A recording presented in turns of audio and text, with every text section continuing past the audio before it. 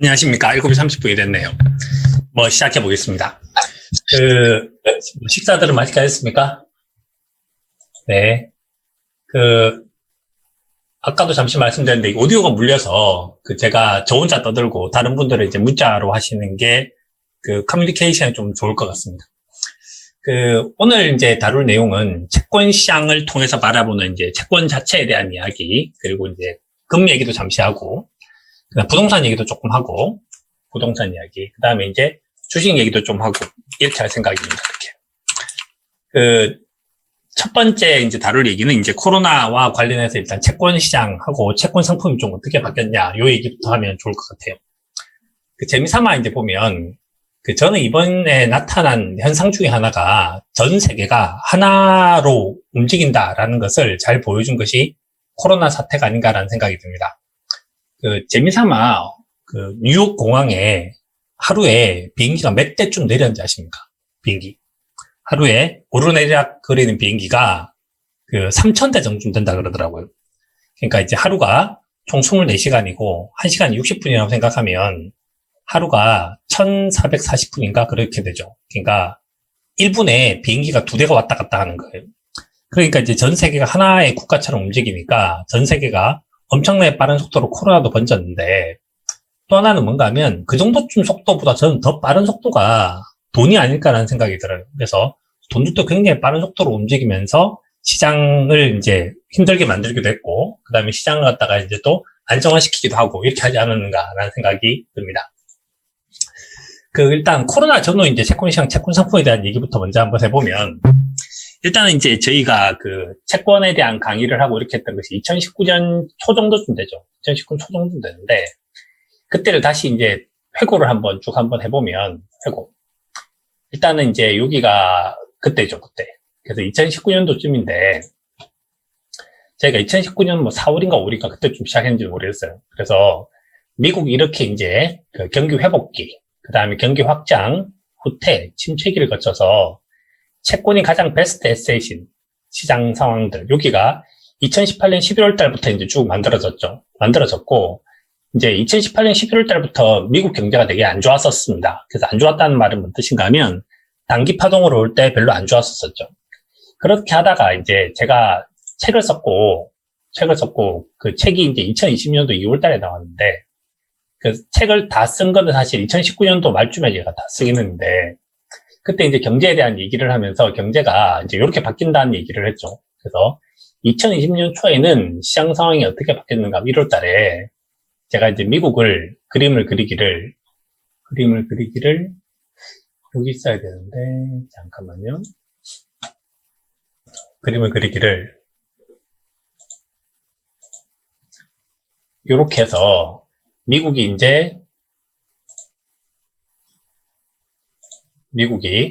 요 중간에 밟고 있고, 여기서 이제 이렇게 올 것 같아 라는 얘기를 했죠. 이쪽으로 이렇게 올 것 같다는 얘기를 했죠.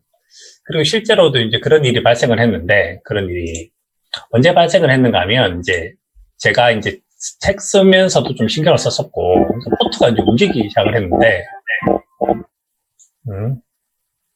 포트가 움직이기 시작했는데, 2020년도 2월 정도쯤이 2020년도 2월이죠. 2020년도 2월 달에 뭐가 나왔는가 하면, 그 당시에 이제 OECD 경기생지수 이런 게 나왔어요. 나와서 그때 제가 이제 그런 얘기를 했죠. 그래서 지표가 이기냐, 안 그러면 이제 수급이 이기냐. 그래서 경기생지수가 플러스가 났다. 그러니까 우리 입장에서 이제 얘기를 해보면, 크게 이제 채권시장 중심적으로 놓고 이제 우리가 시장을 보면, 코로나 전후 이렇게 된 것 같아요. 그러니까 여기 화면 써볼게요. 2018년 한 10월 내지 11월 달부터 시작해서 2020년 2월 정도쯤까지가 이제 채권을 사고 채권을 이제 팔아야 되는 그런 기간들이었죠. 근데 요 기간들이었는데 갑자기 이제 여기서 뭐가 불었는가 하면 갑자기 이제 돌풍이 불었습니다. 돌풍이 불어서 뭔 일이 일어났냐 하면 갑자기 이제 돌풍이 불면서 코로나 바이러스가 이제 침범을 하면서 경제 회복기에 접어들어서 2020년 2월 달에 이제 미국의 주가가 사상 최고치를 경신을 하고, 그 다음에 금리는 쭉 떨어지기 시작을 했죠. 그러다 갑자기 이제 시장이 반전을 하기 시작을 하게 됩니다. 그래서 채권 시장을 놓고 보면, 그 채권 상품 중에서 이제 10년짜리 국채, 그 다음에 30년짜리 국채 이런 상품들이 존재를 하는데, 미국이 이제 30년짜리 국채를 보죠. 30년짜리 국채가 장기채인데, 장기채가 2018년 말부터니까 2018년 11월 달부터 시작해서 금리가 쭉 꺾이기 시작해서 금리가 쭉 떨어졌어요. 여기가 이제 1월 달 정도 됐고, 그러다 2월 정도쯤 됐을 때가 이제 금리가 이렇게 이제 올라서기 시작을 해서 제가 이제 이때쯤 됐을 때, 요때쯤이죠. 2월 달, 이때쯤 됐을 때 제가 이게 게임이 끝난 것 같다고 더 이상 먹을 게 없다고 이런 얘기를 했습니다. 그런 얘기를 했는데 갑자기 이제 코로나가 불면서 이 금리가 올라가는 기미를 보이다가 다시 떨어지기 시작했죠. 여기 이제 가격으로 보자라고 하면, 장기 채권 중에서 이제 좀 레버리지 상품들이 존재를 하는데, TMF 같은 상품은 레버리지가 존재를 해서 얘가 2018년 11월 달 정도쯤 됐을 때, 2018년 11월 달에 가격이 얼마 정도쯤 했는가 하면, 한 15달러 정도쯤 했어요. 15달러 정도쯤 하다가, 얘가 이제 2020년 2월 달 정도 됐을 때, 40%이 넘어갔죠. 40%이 넘어갔으니까 수익률이 100%가 넘는 그런 수익이 발생을 했고, 그러다가 이제 금리가 떨어지는 것처럼 보이다 다시 금리가 올라와 버렸습니다. 다시 금리가 올라와 버려서, 그래서 어떤 일이 이제 발생했냐 하면, 일반적으로 이제 겨울에서 봄으로 왔는데, 봄에 갑자기 뭐가 불었는가 하면 돌풍이 불어서 다시 겨울이 와버렸죠.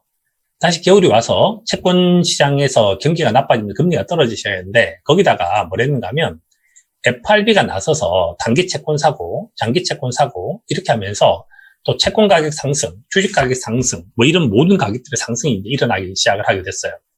그래서 이 앞에 대한 얘기는 이제 우리 다 옛날 얘기들이니까 옛날 얘기보다 중요한 건 앞으로 어떻게 해야 되냐 이건데, 그래서 요 3번부터 시작해서 얘기가 오늘 포인트일 것 같아요. 오늘은 이제 좀 시간 좀 줄여서 한 1시간 반 정도 좀 얘기를 한번 해보면 될 것 같습니다. 특별하게 질문하실 거 있으시면 좀 더 하고, 안 그러면 일단 기본적으로 그렇게 하죠. 보통 우리가 이제 금리에 대한 얘기를 할 때 명목금리는 경제성장률, 경기, 그 다음에 물가, 그 다음에 회사채 같은 경우에 부도위험 이렇게 이제 보죠. 이 세 가지 것들이 키포인트입니다. 키포인트. 그럼 지금 현재 경제 상황은 어떠냐라고 얘기를 이제 해봐야 되는데, 경제상에 대한 이야기를. 우리가 이제 10년짜리 국채를 기준으로 볼게요. 왜냐하면 그래야지 여러 가지 것들이 분석이 되기 때문인데, 10년짜리 장기채가 있습니다. 10년짜리 장기채가 최근 동안은 이제 이렇게 이렇게 거의 움직이지 않고 있어요. 움직이지 않고 있으니까 채권에서 돈 벌만한 게 거의 없는 그런 상황이죠. 근데 이 10년짜리 장기채는 당연히 뭐가 반영된가 하면 경기와 물가가 반영이 된 거죠. 경기와 물가가 반영이 되는데 그럼 여기다가 에디팅을 해서 우리가 TIPS 물가채를 보면, 물가채를 애드하고, 그 다음에, 물가에 대한 기대치, 그래서 BEI 지수가 있죠. BEI 지수를 애딩을 해서, 지표를 이제 한번 보면, 하나가 더 붙을 겁니다. 자, 붙었죠. 자, 지금 현재 경제 상황이 이제 어떻게 됐냐면, 최근에 1년치만 딱 놓고 본다면, 10년짜리 국채 금리가 이제 파란색이 이제 멈췄는데, 빨간색이 보면 뭐가 있는가 하면 물가채죠. 물가채는 떨어지고 있고, 그 다음에 물가는 이제 올라가고 있습니다. 자, 이게 뭔 뜻인가 하면 이런 뜻인데, 어떤 뜻인가 하면 이런 뜻인데, 우리가 이제 금리는 경기 더하기 물가 이렇게 얘기를 하는데 10년짜리 국채는 당연히 이제 경기도 반영을 하고 물가도 반영을 하죠. 근데 10년짜리 물가채는 뭐 반영합니까? 물가채. 10년짜리 물가채는 뭘 반영하는가 하면 경기만 반영하죠. 경기만 반영하고 그 다음에 이제 이 두 가지 지표를 빼면 뭐가 나오게 되는가 하면 물가에 대한 기대치인 BEI 지수가 나오게 됩니다. BEI 지수.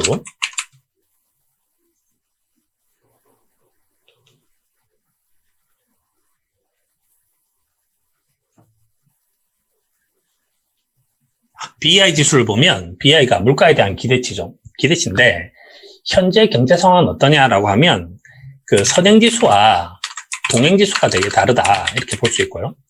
그 다음에 선행지수라고 얘기를 하는 류의 부분들은 자산시장이고 운영지수라고 하는 것은 이제 GDP라고 보통 우리가 얘기를 하죠. 여기는 이제 생산, 소비와 관련돼 있고, 생산, 소비. 여기는 이제 주로 뭐가 있는가 하면, 그 빠른 속도로 움직이고 있는 자산들에 대해서 주식, 채권, 부동산 이런 것들이 이제 해당됩니다. 제가 최근에 이제 만든 컨텐츠에서 왜 지금 실물 경제와 주식시장이 따로 노느냐라고 해서 주식시장은 실물시장보다 선행하고 또 하나는 주식시장이라고 하는 것은 전체 생산되고 있는 시장 중에서 아주 탑 클래스에 있는 0.03% 정도 되는 기업들만 이제 커버를 하다 보니까 그런 일이 만들어진다라고 하는 걸 제가 유튜브에 올린 적이 있는데, 그러니까 현재 상황은 뭐가 있는가 하면 선행지수는 상승이죠, 상승. 그 다음에 얘는 여전히 하락 중에 있어요. 여기는 하락 중에 있으니까 현재 10년 물가채라고 하는 것은 반영되어 있는 것이 얘를 반영하고 있는 거죠. 그래서 지금 현재 10년짜리 물가채를 통해서 바라본 10년짜리 물가채가 이제 여기서 여기 빨간색인데, 빨간색이 어떤 상태인가 하면 계속적으로 하락을 하고 있죠. 하락을 하고 있다는 말은 뭔가 하면 경제가 좋냐? 그럼 당연히 경제는 나쁘다 이거예요. 경제는 나쁘다. 경제는 나쁜데 지금 최근 들어서 뭐가 문제가 되는가 하면 물가가 문제가 된 거죠. 물가가 문제가 되는데, 오늘 또 FRB에서 나온 얘기를 보면 오늘 또 나온 FRB 자료를 보면 미국의 물가가 너무 낮다는 얘기를 해요. 물가가 너무 낮다. 이건 제가 여기서 다시 쓸게요. 보통 우리가 이제 시장 상황이 정상적인 상황이 있고 시장이 비정상적인 상황이 있는데, 다시 한번 복습을 한번 해보겠습니다. 정상적인 상황에서 이제 무슨 자료를 보는가 하면 경기를 보고 물가를 보고 금리를 보죠. 근데 비정상적인 상황에서 지금처럼 락다운을 시켜버리면 경기 지표가 무의미해지고 여전히 물가와 금리를 보는데, 여기서 이제 나온 자료 중에서 뭐가 나온가 하면 골디락스가 있고 리세션이 있고, 이 다 뭔 말인지 이해하시죠? 그다음에 인플레이션이 있고 스태그플레이션이 존재를 하는데, 시장이 비정상적인 상황으로 가면 물가를 가지고 너무 높은 하이퍼 인플레이션이라는 부분들이 있고 너무 낮은 디플레이션이라는 국면이 존재를 하게 돼요. 그런데 이제 미국에서 어떤 상황이 만들어졌냐면 미국이 디플레이션 상황이 만들어진 거죠. 자, 다시 와서 빨간 거를 제외하고 녹색을 제외하고 지우고,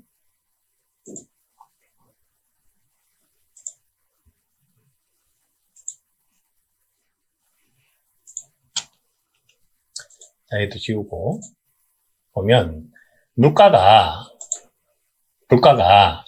2008년 금융위기 때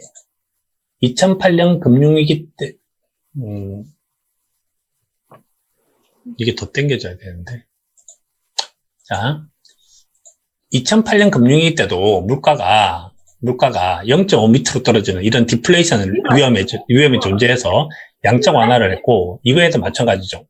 그렇게 하다가 최근에 물가가 다시 이제 1.5% 이상으로 이제 올라서기 시작을 해요. 그러니까 이제 뭐라고 있냐면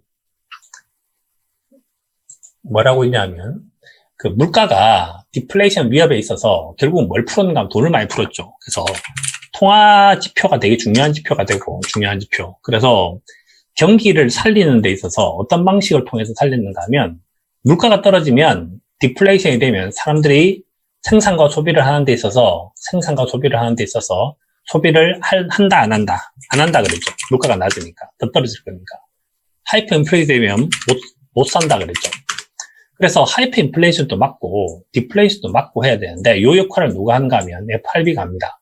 FRB를 비롯한 전 세계 중앙은행이 하죠. 그래서 결국은 이제 미국이 물가가 디플레이션 위협에 떨어진다고 생각하면, 물건의 가격이 떨어지면 돈을 찍어서 돈의 가격을 더 떨어뜨려서 물가를 올려버리는 일을 하는 거죠. 자, 그러니까 최근에는 어떤 일이 만들어지고 있는가 하면 이런 일이 만들어지고 있는데, 현재 국채가 돈이 되나요? 돈이 안 돼요. 돈이 안 되는 이유가, 현재 쉽게 말하면 경기는 다운이어도 물가는 업이라는 거죠. 두 번째는 뭐가 되는가 하면, 앞으로 이 상황에서 물가는 더 올라갈 확률이 더 높고, 두 번째는 경기 지표도 지금 이제 경기 상승지수가 상승으로 돌아섰기 때문에 얘도 좀 지나면 이렇게 올라설 확률이 높다는 거예요. 그럼 10년짜리 국채가 물가도 상승하고 경기도 상승한다면 금리가 상승하니까 장기채를 사야 될 이유가 없죠. 그래서 현재 답을 얘기를 하면 그 채권을 사야 되냐? 답은 노죠, 노. 답은 노. 채권 살 거 없다. 채권 살 거 없다. 이건 제목 그냥 그대로 둘까요? 그러면 채권 사야 됩니까? 답이 노죠. 특히 뭘 사면 안 되는가 하면 장기 채권을 사면 안 돼요. 장기 채권을 사면 안 되고 그럼 뭘 살 수 있는가 하면 단기 채권 정도 좀 살 수 있겠죠. 단기 채권. 그래서 현재 살 수 있는 채권은 단기채를 살 수 있으니까 단기채. 단기채를 산다는 건 별로 사실 돈 되는 건 아닌데 단기 채권 정도 좀 살 수 있고 그렇지 않으면 뭘 살 수 있는가 하면 이런 걸 살 수 있어요.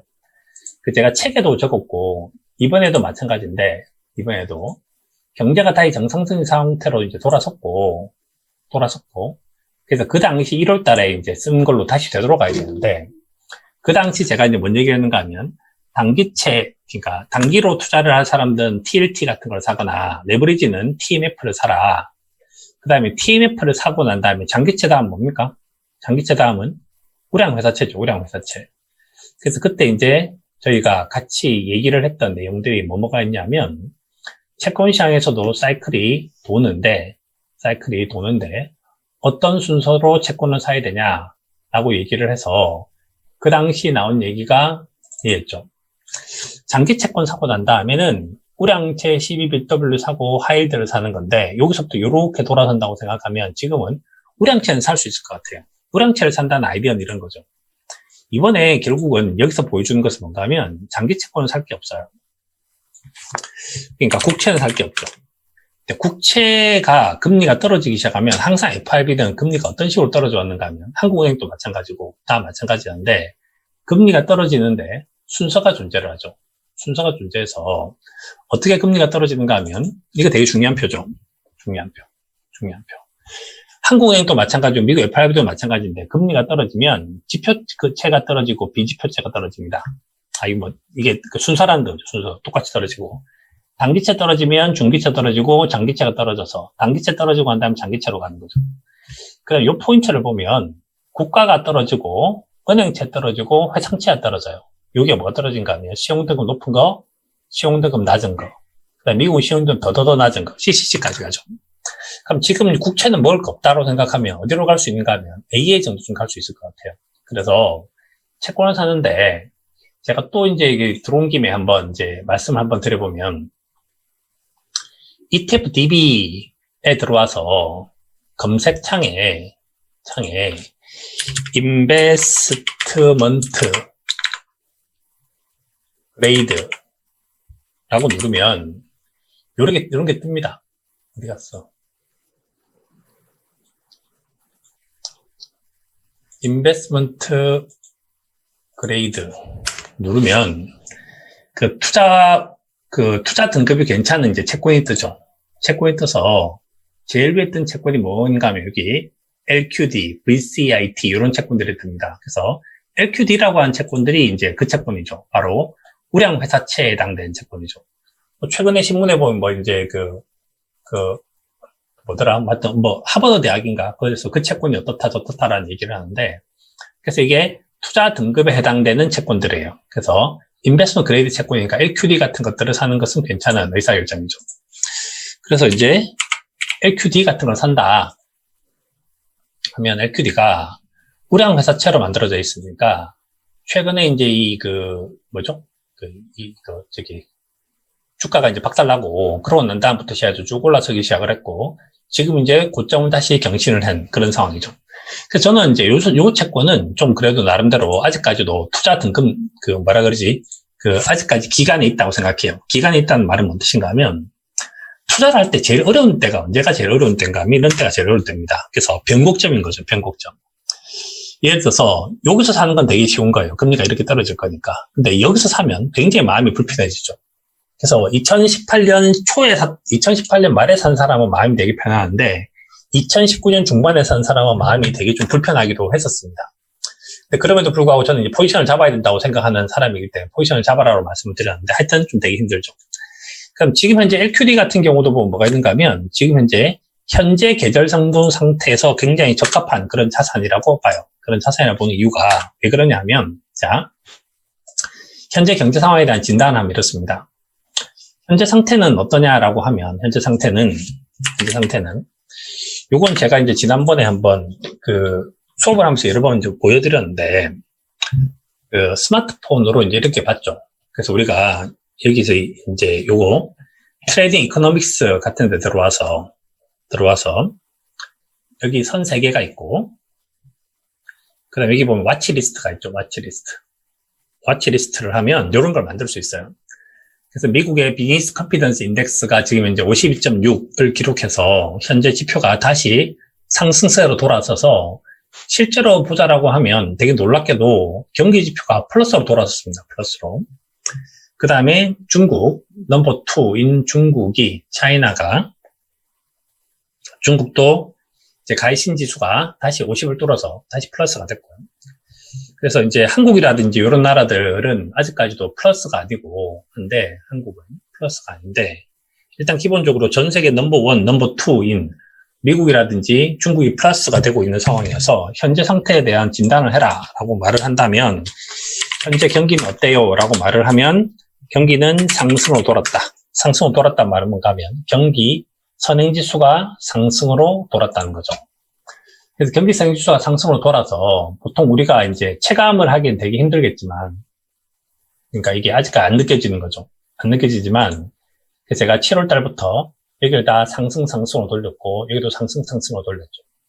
그러니까 한국은 지금 현재 이 중간에 약간 섞여 있는 것 같아요. 그래서 경제는 상승이고 물가가 낮고 계절성 봄이기 때문에 뭘 사면 됩니까? 채권 중에서 라고 얘기를 하면 채권은 현재 사야 되는 채권은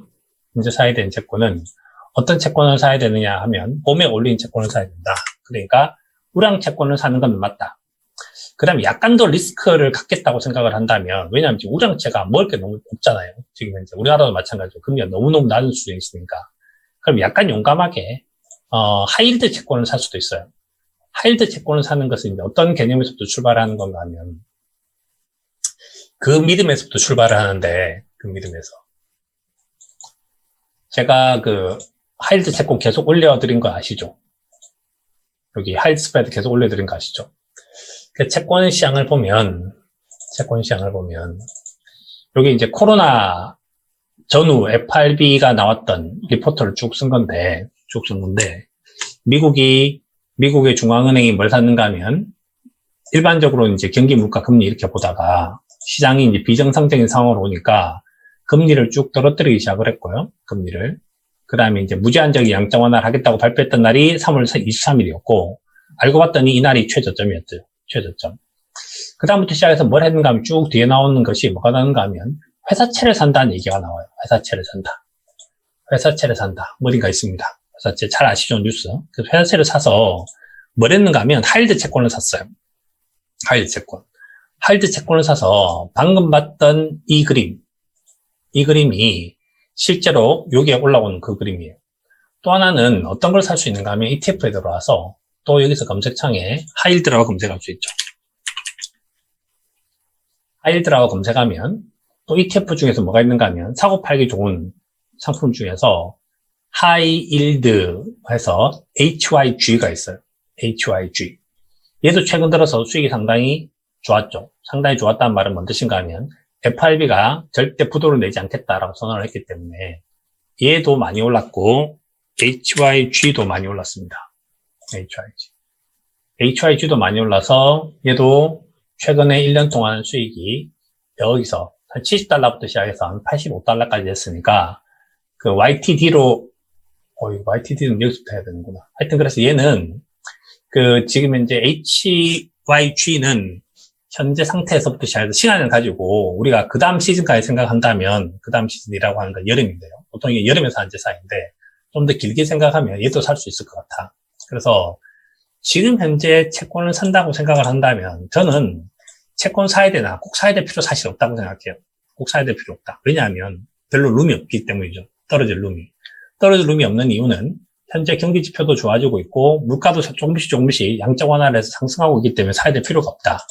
근데 굳이 상품을 산다고 생각하면 지금 당장에 어울리는 상품은 LQD 정도쯤 되는 게 상품이고 그 다음에 좀 더 이제 그 다음 시즌까지 보겠다라고 생각하면 하이힐드 정도쯤 살 수 있을 것 같아. 그래서 지금은 그 국채에 대한 매력도는 상당히 많이 낮다라는 것이 좀 특징이라고 봐요. 그래서 국채는 별로 먹을 거 없다. 사지 말자 이거죠. 사지 말자. 그래서 국채는 사지 말고 그럼 대신에 이제 국채 대신에 뭐를 살 수 있는가 하면 요 뒤에 얘기부터 한번 해볼게요. 요 뒤에 얘기부터. 최근에 골드도 좀 많이 올랐는데 골드 많이 올랐는데, 이게 중요한 얘기죠. 중요한 얘기인데, 검색창에 TIPS라고 쳐요. TIPS. 이게 물가채죠. 물가채. 물가채는 뭘 반영한다 그랬습니까? 실물 경기를 반영하는 그러겠죠. 실물 경기를. 에디슨을 누르고 헤더라인을 눌러서 검색창에 골드라고 쳐요. 골드. 제가 이제 누누이 이제 원자재하고 환율은 예측이 안 되는 거라 그랬는데 굳이 그래도 이를 예측을 해보면 골드와 물가채 금리가 이렇게 반대로 가요. 반대로 가는 이유는 실물 경제가 나빠지기 시작을 하면 사람들이 실물 시장에서 안전자산을 선호해서 골드 가입 같은 걸 할 수 있으니까 저도 만약에 굳이 지금 이제 모멘텀을 찾는다고 생각을 한다면 현재 골드 정도쯤을 사고 그 다음에 그 경기에 대한 지표가 플러스로 돌아선다, 위로 돌아서면 그러면 정말 모든 채권들은 먹을 게 없어지는 거죠. 모든 채권들은. 그래서 지금은 채권 시장 정도 좀 바라본다고 생각을 한다면 어느 정도쯤 되는 것이 괜찮겠냐라고 생각을 한다면 저는 현재 채권 시장의 매력은 현재 경기 지표는 선진국 중심으로 상승세로 돌아섰고요. 그 다음에 물가 지표는 이제 플러스로 플러스로 상승 중에 있어요. 상승 중. 그 이유는 그러니까 이제 양적 완화에서 오는 거죠. 양적 완화. 돈을 풀어서 그런 거죠. 돈을 풀어서 이렇게 오고 있기 때문에 채권 시장은 국채는 아니다. 특히 장기채는 아니다. 그래서 주식을 샀으니까 해지 차원으로 채권을 사야 됩니까? 저는 아니라고 생각을 해요. 그래서 그거는 이제 아닌 이유가 제가 이 그림을 그때 그리면서 물가가 낮을 때는 채권도 좋고 주식도 좋고 그런데 현재 경기가 좋아지면 이렇게 가는데 여기 사야 될 하등의 이유가 없죠. 살 거 없다. 그러나 이제 부도 위험은 하락하고 있다. 부도 위험은 하락하고 있으니까 경기와 물가가 스퀘어인 현재 상태에서 부도 위험이 하락한다고 생각을 한다면 우량채 살 수 있다. 우량채 살 수 있고 조금 길게 보면 하이힐드 채권 살 수 있다. 상품 코드로 보면 이제 얘가 LQD고요. 제가 이제 HYG라고 하는 상품들이 존재하는 거죠. 이렇게 해서 ETF를 가지고 우리가 유동성 있는 자산을 사서 대응할 수 있다 이거고. 그럼 현재 상황에서 모멘텀이 좋은 것이 뭔가 하면 현재는 실물 경기 지표가 일단 하락 중에 있죠. 이것도 이제 사실 플러스로 돌았을 거라고 보는데 하락 중에 있어서 지금 이제 경기 동행 지수가요. 그래서 현재는 금이 그래서 이제 좀 이제 지금 당장은 좀 매력적인 수단인 것 같다. 요즘은 이제 볼 수 있을 것 같아요. 그래서 채권 시장 자체는 이렇게 되고, 근데 돈은 이제 어디서 벌어야 되는가? 딴 데서 돈을 벌어와야 되는데, 전 여기보다 돈이 더 되는 시장은 여기와 여기인 것 같아요.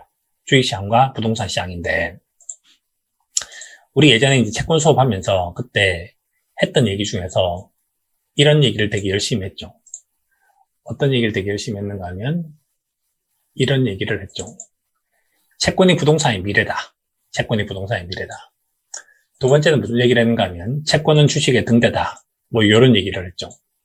채권이 부동산의 미래인데, 언제나 어느 때나 일어났던 패턴들은 뭐였는가 하면, 패턴은 금리가 떨어지면 부동산 가격이 올랐어요. 이게 참 지금 현재 대한민국의 초미의 관심사고, 굉장히 많은 사람들 분노하게 하고, 이런 사건들인데, 이거는 그냥 우리가 좋다, 싫다, 그래서 이제 정치적 올바름 이걸 떠나서 그냥 시장을 그냥 있는 그대로 이제 읽는다고 하면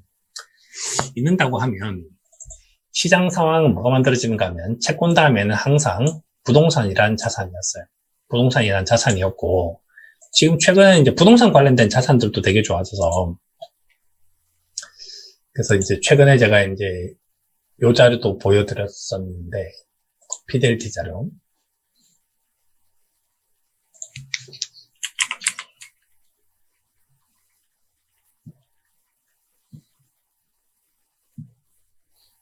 저는 사실 여기가 훨씬 더 재밌는 시장이라고 생각을 해요. 그래서 섹터를 보자면 경기가 겨울에서 봄이 돼서 리커버라는 구간이 되면 정부가 금리를 떨어뜨려서 예금 금리가 떨어지면서 이때 금융주가 좋아지고, 그 다음에 여기는 이제 부동산도 좋아지기 시작을 하고 있는데, 부동산이 좋아지는 이유가 낮은 금리로 사람들이 돈을 빌리기 때문이라는 거예요.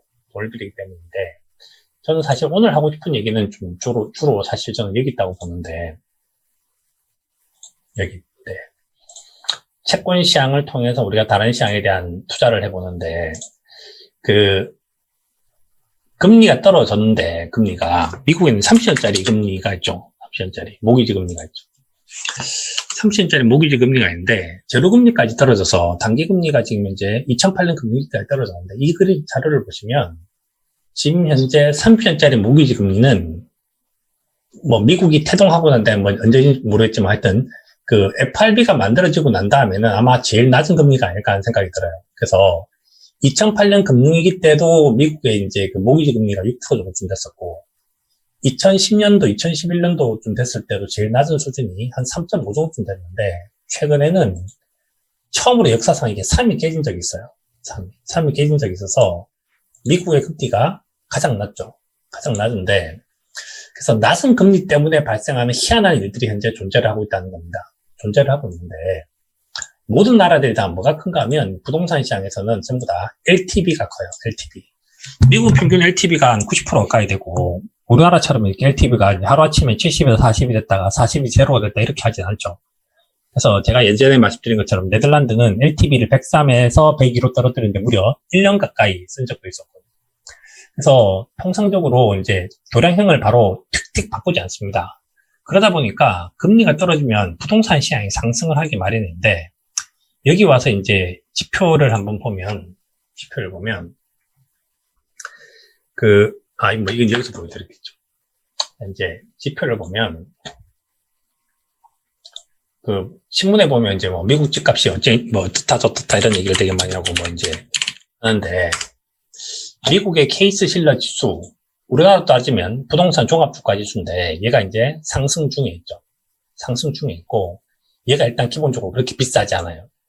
비싸지 않은 이유는 돈을 풀면 물가가 오르고, 물가가 오르면 물가 중에서 큰 비중을 차지하는 부동산 가격도 오르게 됩니다.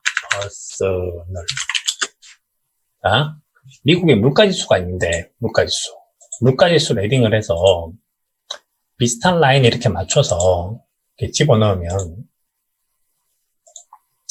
얘를 기준점을 똑같이 만들어서 이렇게 해볼게요. 여기서 만들어서 이 파란색을 밑으로 내려서 기준점을 똑같이 하면 뭐가 나오게 되는가 하면 2006년도, 2007년도는 물가에 비해서 너무 비쌌고, 지금 현재 이 그림을 그리면 요 선을 맞춰야 되는데, 이 파란색이 밑으로 떨어지면 얘가 거의 비슷해요. 그 말은 뭔 뜻인가 하면, 미국의 부동산이 버블이라고 하는 증거가 없어요. 그래서 미국의 부동산은 2006년도엔 분명히 버블이었지만 지금은 버블이 아니에요. 지금 버블이 아니고, 또 하나는 이제 뭔가 하면, 미국이란 나라는 이제 중심부가 움직이는 나라거든요. 그래서 옛날에는 보스턴이 제일 큰 지역이었지만 그게 뉴욕이 됐고, 그게 시카고로 갔다가, 그 다음에 그게 지금 미국 서부 가서 캘리포니아 쪽이라든지 이런 게 됐는데, 미국에서 이제 케이슬러 뉴욕을 보면 미국의 뉴욕 집값은 그렇게 안 올랐어요. 뉴욕 집값은 그렇게 별로 안 올라서 2006년, 2007년도 금융위기 때보다 지금 이제 값이 더 낮죠. 그런데 이제 샌프란시스코나 시애틀 같은 경우를 보면, 시애틀은 2006년도 금융위기 때보다 훨씬 더 비싼 값에 와 있죠. 더 비싼 값에. 샌프란시스코도 마찬가지고, 그래서 지금 미국은 서부가 다 비싸요. 그래서 이 지표를 딱 놓고 보자면 뭔 생각을 하게 되는가 하면, 우리는 하나의 지역만 보지만 미국은 중심부가 계속 움직였던 나라인데, 일단 전반적으로 보면 전 세계에서 집값이 상승을 하고 있는데, 이게 미국이 상승하고 있을 뿐만 아니라 어디가 또 같이 상승을 하고 있냐면, 자, 보시면 독일 있죠. 독일이 하우징 인덱스 이렇게 해서 독일도 집값이 이렇게 상승 중에 있고, 어딘가 보면 뭐 일본도 있을 거고 중국도 있을 거고 있는데 하여튼 지금 현재 보면 전 세계가 어떤 특성을 보이고 있는가 하면 전 세계가 이런 특성을 보이고 있어요. 전 세계는 절대 저금리가 가져온 뭐가 만들어지는가 하면 절대 저금리가 가져온 부동산 시장의 상승을 지금 현재 경험하고 있다. 상승을 이제 누리고 있다 이거예요. 누리고 있다. 제가 아까 이걸 하다가 심심해가지고 이제 요즘에 하도 이제 그 돈이 풀려서 그렇다는 얘기를 많이 해서 제가 이 지표도 찾아봤는데 통화지표죠. 통화지표인데 우리나라 정부를 쭉 보자면 1998년 2월부터 2003년 2월달까지가 그때가 이제 DJ 대통령 시대 때입니다. 그때 이제 MV라고 해서 광의 통화가 554에서 883이 돼서 얼마 들었는가 하면 이렇게 60% 가까이 돈이 들었어요. 그 다음에 노무현 정부 때가 여기서부터 시작해서 여기까지 해서 노무현 정부 때도 돈이 한 48%가 늘었고요. 48%. 그 다음에 이제 이명박 정부 때가 여기서 59, 48에서 좀 떨어져서 42가 됐고, 42. 박근혜 정부는 기간이 좀 짧은데, 기간이 4년밖에 못했죠. 그래서 32% 떨어져서, 요 두 기간은 돈이 좀 적게 움직였습니다. 그러니까 뭐 유동성으로 말하면 유동성이 적었던 거죠. 근데 2017년 5월달부터 2020년 5월달까지, 지금 현재 7월달에 돈 더 많이 풀렸을 텐데, 요까지를 보자라고 하면 문재인 정부 때는 돈이 얼마 풀렸는가 하면 이렇게 해서 24%가 풀렸어요. 근데 이제 24%가 풀렸는데 똑같이 이제 제가 전부 다 5년 정도쯤 한다고 생각하면 문재인 정부는 지금 만들어진 지가 딱 3년 됐으니까 그래서 곱하기 5 나누기 13을 해서 평균을 간다고 생각하면 40% 정도 되거든요. 그러니까 과잉 유동성이 있는 것은 확실히 사실이죠. 사실이고 그 다음에 또 하나는 이제 우리가 FRB 자료를 보면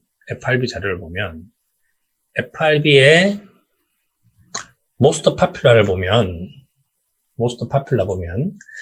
그 제일 많이 나왔던 자료가 이제 여기 보면 두 번째 하이드 스프레드가 굉장히 오랜 기간 동안 나왔었고요. 그 다음에 이제 장단의 금리차 나왔는데 그 다음에 그 위에 보면 토탈 에셋 채권 사서 돈 뿌린 얘기가 나오죠. 채권 사서 이제 돈을 풀어서 이렇게 돈을 뿌린 얘기가 나오는데 이 자료를 보면 저도 사실 좀 이게 좀 당황스럽긴 했는데 그래서 M2 지표를 보면 M2 머니스탁을 보면 M2 머니스탁 지금까지 돈이 항상 풀렸습니다. 이렇게 돈이 계속적으로 풀렸는데 2008년 금융위기 때도 돈이 좀 많이 풀렸어요. 그래서 2007년부터 시작해서 대략 한 10년도까지 보면 요 기간에 돈이 좀 잘 표현이 안 나네. 좀 많이 나왔는데 지금은 그 숫자로 봐도 너무 많이 풀렸거든요.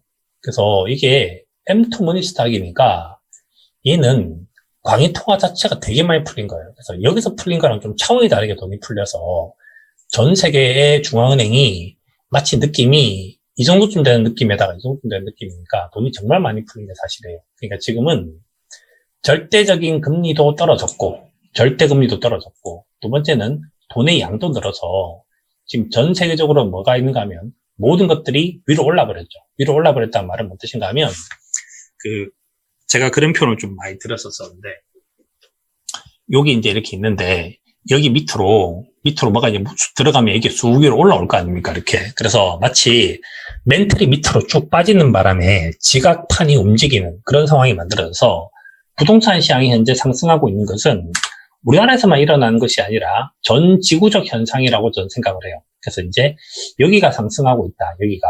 여기가 상승하고 있는데 우리나라의 부동산 가격이 비싸냐? 또 이제 그래서 그 얘기를 다시 해야 되는데 그 얘기를. 제가 책에 올해 제가 사계절 투자법 쓴 책에 부동산이 비싸지 않다라는 얘기를 했는데 비싸지 않다. 우리가 부동산 시장에서 바라본 지표가 이제 3개가 있었어요. 3개가 있었는데 어떤 지표가 있었는가 하면 제가 이제 찬스를 몇 가지 말씀드릴 건데 퍼처럼 보는 것이 이제 이게 프라이스 인컴 레이셔라는 게 있죠. 그러니까 소득과 자산 가격 관계고 두 번째는 이제 우리나라는 이제 여기가 지금 이제 떨어지고 있는데 하우징 어포빌리티 인덱스라고 해서 금리 그다음에 대출에 대한 편의성 이런 것이 있고 세 번째는 프라이스 렌탈 레이셔라는 게 있습니다. 여기가 굳이 주식으로 따지면 프라이스 PBR 같은 거고, 여기가 퍼 같은 거죠. 당연히 여기가 더 중요하고요. 근데 이제 프라이스 인컴 레이셔를 놓고 보면, 전국적으로 봤을 때는 프라이스 인컴 레이셔가 비싸다라고 얘기를 했는데, 2017년도 서울은 밑에 있었으니까 쌌죠. 그러다가 이제 2018년도는 전국적으로도 비쌌고, 서울도 조금 비싸지기 시작을 했어요. 비싸지기 시작을 했는데, 최근 자료를 제가 업데이트를 저걸 한번 해보면, 업데이트를 해보면, 프라이스 인컴, 여기만 보여드릴게요. 프라이스 인컴 레이셔만 놓고 보면, 지금 이제 서울이 어디에 와 있냐 하면, 서울이 이 정도쯤 되는 게 와 있어요. 그러니까 지금 이제 서울은 프라이스 인컴 레이셔로 놓고 보자라고 생각을 하면 결코 싸지 않아요. 근데 프라이스 인컴 레이셔가 이제 이렇게 만들어져 있는데, 우리나라의 부동산 가격이 얼마만큼 상승하는 경향이 보이는가 하면, 이거 부동산 얘기 빨리 끝내야 되는데, 그러니까 뭐가 있냐면, 우리나라 부동산은 대충 M2 증가할 만큼 올라가거든요. 그래서 저는 그 이유가 이제 전세 제도가 있어서 그렇다 그랬는데, 요 얘기만 한번 딱 보여드리고 이제 그 다음에 다른 걸 넘어갈게요. 우리나라에 뭐가 존재를 하는가 하면, 이게 아파트에 우리가 요즘 말하는 갭 투자 같은 것처럼 매매 대비 전세비가 존재를 해요.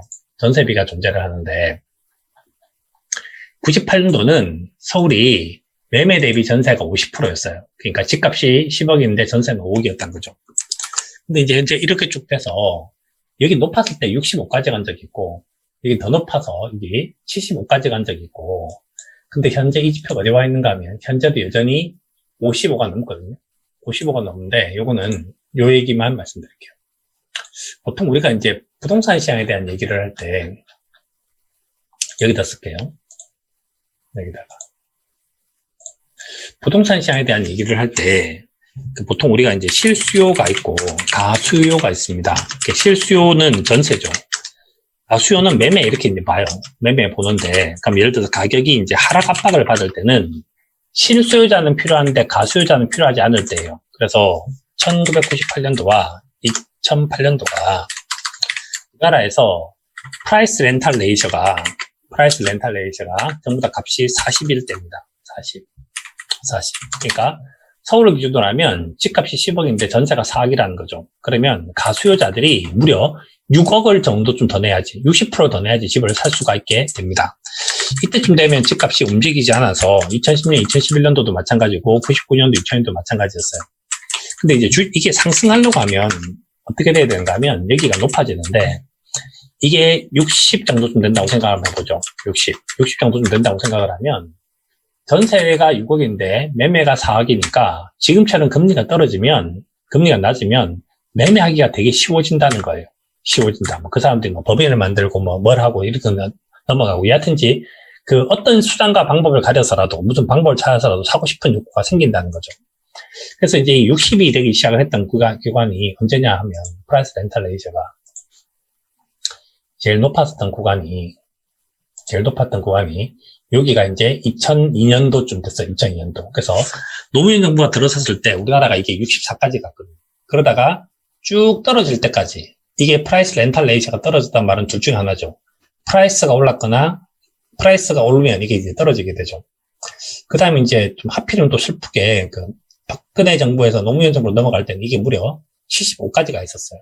그러니까 이렇게 갭 투자하기 좋았던 적이 사실은 우리나라 역사적으로 없었던 거죠. 금리도 엄청 낮았는데 정말 좋았고요. 근데 현재 값이 어딘가 여기 있는 거거든요. 그러면 2006년도를 보시면 2006년도가 50이었어요. 50에서 40까지 떨어졌거든요. 그래서 저는 지금 무슨 얘기를 되게 많이 하는가 하면, 부동산 시장에 대한 얘기를 할 때 되게 무섭게 제가 얘기하는 것 중에 하나가, 아직까지 2006년은 오지 않았다라는 얘기를 하는데, 2006년도가 제가 볼 때는 가장 패닉장이었던 것 같아요. 그래서 패닉장이 뭔가 하면, 이게 숫자가 75에서부터 시작해서 60 떨어지고 50 됐다고 생각해 보십시오. 그럼 이게 집값으로 따지자면 집값이 70에서 60이 됐단 말은 집값이 얼마 올랐다는 뜻일까 하면,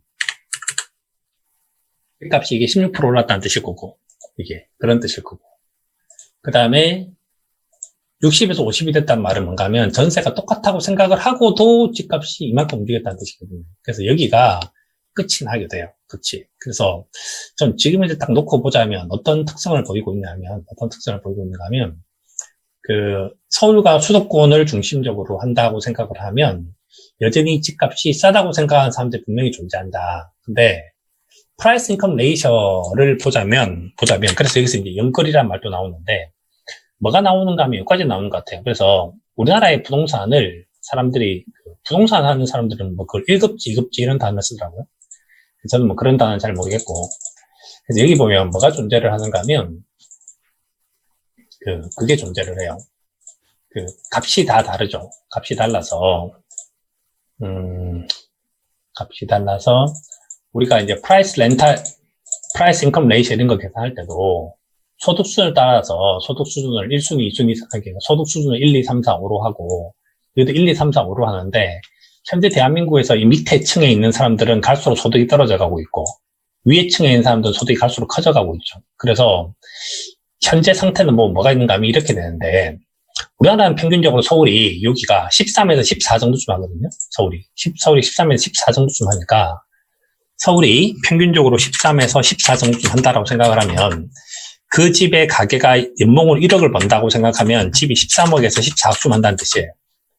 14억 정도 한다는 뜻인데 만약에 그 가게가 연봉이 2억으로 올랐다. 남편과 아내가 동시에 2억을 번다라고 생각한다면 집값이 26억에서 28억까지 갈 거라는 뜻이고 서울 강남에 진짜 돈을 많이 버는 의사부부들이 있어서 얘가 3억까지 연봉을 번다라고 생각하면 집이 39억에서 진짜 숫자도 쓰면서 기분 나쁜데 34억에서 42억까지 갈 수 있다는 뜻이에요. 그래서 저는 좀 슬프게도 뭐가 있는가 하면 고소득자들은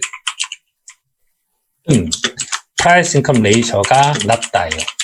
그래서 저소득자, 중간소득자인 사람들한테는 이것도 제가 자료를 다 만들어 놓은 게 있는데 오늘은 이제 빼고 그래서 고소득자들은 프라이스 인컴 레이셔가 낮아요. 그래서 저는 현재 상태에서는 하여튼 뭐 그렇습니다.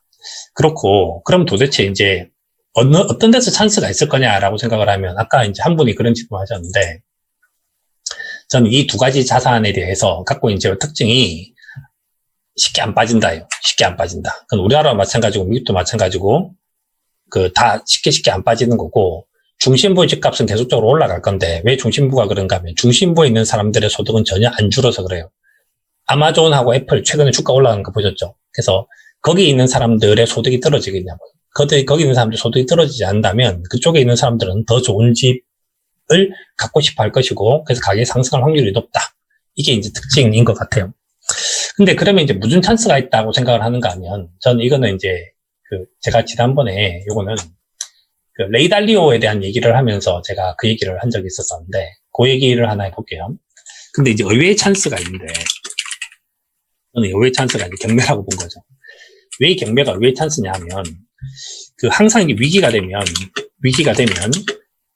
그런 얘기를 하죠. 그래서 호황은 좋은 것이요. 그러나 불황은 더 좋다 이런 말을 하죠. 이게 누가 했는가 하면 마시다 고노스케라고 하는 일본의 전설적인 경영자에 의해서 파나소닉을 만든 사람에 의해서 이 말을 합니다. 호황은 좋은 거란 말은 뭔가 하면 경기 좋으니까 소비가 는다는 뜻이고 불황은 좋다는 말은 뭔가 하면 그러나 불황은 더 좋다죠. 더 좋다죠. 불황이 되면 경쟁자가 죽어요. 그래서 지금은 경쟁자가 죽는데 항상 위기는 경쟁자가 사라진답니다. 여기가 재밌는 거죠. 그래서 호랑이가 죽으면 굉장히 많은 사람들한테 기회가 생기는데 1997년도 IMF 위기가 있었고요. 이때는 이제 부채가 터졌는데 어떤 부채가 터졌는가 하면 가계부채가 있고 기업 부채가 있고 그다음에 이제 국가 부채가 있고 은행 부채가 있어요. 그래서 여기서도 사고 터졌고 여기서도 사고 터졌죠. 그래서 이때는 돈을 많이 번 사람들이 뭐가 있는가 하면 은행 부도 자산을 산 사람들이 돈을 좀 많이 벌었어요. 이렇게. 그래서 그런 일이 있었고 2008년 금융위기 때도 기업 부채가 있었고 은행 부채가 있었죠. 근데 2020은 부채가 여기 없어요. 여기만 있죠. 사실 여기도 없어요. 왜냐면 다 사줬기 때문에. 그래서 FRB가 저 은행의 부도를 갖다 무조건 막아버렸기 때문에 얘들이 하도 죽은 애는 없어요. 그래서 이해가 있는 거죠. 근데 이 가게는 말 그대로 케이스 바이 케이스죠. 케이스 바이 케이스. 사람마다 다르다. 사람마다 다른데 이제 여기서 물건이 나올 텐데 뭐가 나오게 되는가 이렇게 나와요. 부동산 페이오프를 보면 여기가 세일즈 앤 리스백이 있고 아파트가 있고 그다음에 쇼핑센터 그다음에 이제 웨어하우스 창고 그다음에 로랜드 대지 이거 여기가 대지, 여기 호텔, 보통 이렇게 쓰더라고요. 쓰는데, 우리나라식으로 말을 한다면 사람들이 제일 먼저 뭘 팔 건가 하면 여기서 땅을 팔 거라는 땅 팔 거고, 그 다음에 창고 같은 거 팔 거고, 그 다음에 지방에 있는 거 뭐 팔 거고, 그럼 맨 마지막에 안 팔고 싶은 것이 서울의 부동산일 거 아닙니까? 이번에 우리나라의 고위공직자들이 또 끝까지 안 팔고 싶은 것이 걔였는데, 그럼 최종적으로 얘가 나올 거라는 거예요. 근데 IMF가 터졌을 때 되게 재밌는 일이 있었는데, 요거 한번 보여드릴게요. 왜냐면 그 질문 하셨으니까. 한번 보여드리면, 저 사실 이게 되게 좀 재밌긴 했어요. 재밌긴 했는데, 이게 우리나라도 똑같은 상황이 만들어질 거라고 보는데, 이게 이제 레이 달리오가 쓴 그 책을 가지고 제가 해석을 한번 해본 건데, 그래서 쭉에서 이제 비슷한 류의 일들이 있죠. 패턴이 똑같이 나는데 비슷한 것들이 반복이 되는 것이 있는데, 한국의 IMF 상황에 대한 얘기입니다. 레이 달리오는 관심이 없었지만 저는 이제 이걸 봤는데, 경제가, 잠깐만요. 그래서 이제, 뭐가 되는가 하면, 여기 97년도 한보가 부도 났죠. 그 다음에 산미부도, 진로부도, 한신공룡부도 나고, 그 다음에, 뭐가 부도가 나기 시작하는가 하면, 98년도에 기아차도 부도 났고요. 그러한 다음에 이제 정부가 IMF 극복했죠. 근데 2003년도에 누가 부도 나는가 하면 대우가 부도 났고, SK도 되게 힘들어졌어요. 그 말은 무슨 뜻이냐 하면, 처음에는 후진거부터 털어져요. 후진거부터. 그 말은 이제 무슨 뜻인가 하면, 현재 우리가 2020년도로 사는데, 어떤 식의 특성이 생길 건가 이렇게 되겠죠. 자, 2020년도 2월이에요. 근데 갑자기 코로나 때문에 뭐가 안 나와서 갑자기 사람이 안 나와요. 그럼 3월 달에 명동에 있는 사람들이 이상하다 하고 버텨보죠. 4월 달에도 버텨봅니다. 5월 달도 버텨보죠. 요 한 석 달 정도쯤 지나게 되면 뭐가 만들어지는가 하면 예금 잔고가 바닥이 나요. 그 다음에 6월 지나고 7월 지나면 뭐 정부 보조금 이런 걸로 버텨요. 근데 8월이 되고 9월이 되는데 이때도 여전히 살던 방식으로 사는 사람들이 존재하거든요. 어떤 사람은 새로운 사업을 모색을 하지만 계속 살던 사람들이 존재를 해요. 살던 방식으로. 그럼 당연히 돈이 부족하고 도대체 내가 잘못한 게 뭐냐 이러면서 이제 소주 마시고 이렇게 하죠. 그리고 9월달 지나고 10월달이 지나기 시작을 하면 드디어 이제 석 달 연속 연체가 갑니다.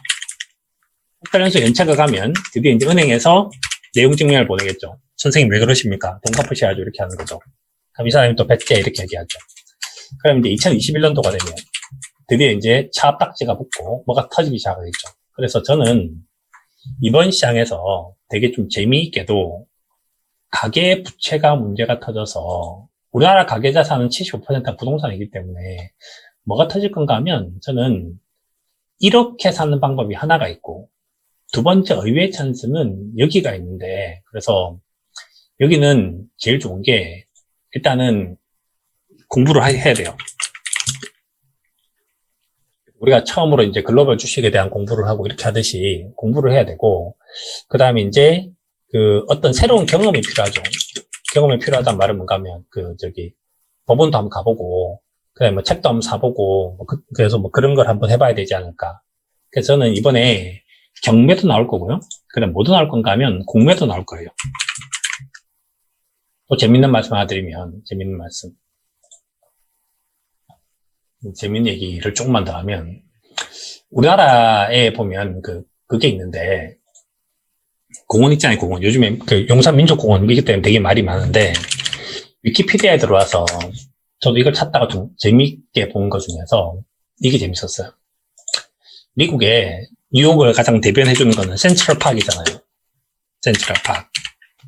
유현준 교수가 이 얘기를 되게 많이 하는데, 사람들이 힘들면 힘들수록 뭐가 필요한가 하면 공용의 공간이 필요해요. 그래서 제가 옛날에 과천 살 때 제가 과천 전체에서 제일 안 좋은 집에 살았는데 지하에 그